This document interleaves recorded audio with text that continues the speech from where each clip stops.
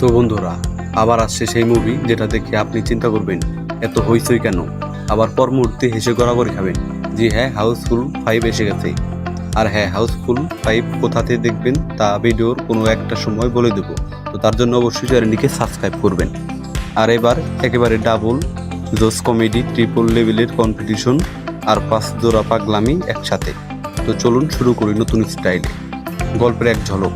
গল্প কি জানেন? না জানলেও লাভ নেই, কারণ হাউসফুল মুভি গল্প মানেই ভুল বিয়ে, ভুল মানুষ আর ভুল সময়, সবকিছু মিলিয়ে এক বিশাল গোলমাল পার্টি।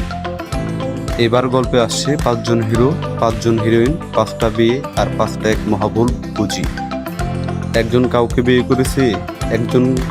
বিয়ে করেছে কিন্তু সেটা নাকি অন্য কারো বোন, আর একজন আবার নিজেই বউকে চিনতে পারছে না। তার ফলে শুরু হয় দৌড়াদৌড়ি, চিৎকার আর প্রভু হাউসফুল টাইপ কমেডি সেকশন। এখন আসি কে কে অভিনয় করেছেন। এই মুভিতে অভিনয় করেছেন অক্ষয় কুমার, যার এক্সপ্রেশন এখন কমেডি। রিতেশ দেশমুখ, যাকে ভুল বুঝির রাজা বলেও কম বলা হয়।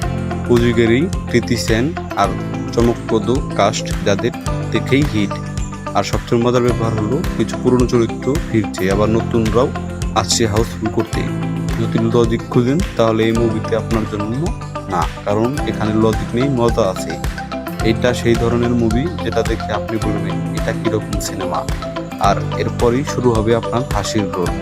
সংক্ষেপে রিভিউ: কমেডি পুরোদমে, স্টোরি ততটা জগা খিচুড়ি ততটাই ফানি, মিউজিক পাকা ভলিউম দি ধামাকা, ভিজুয়াল বড় বাজেট বড় সেট চকচকে লুক।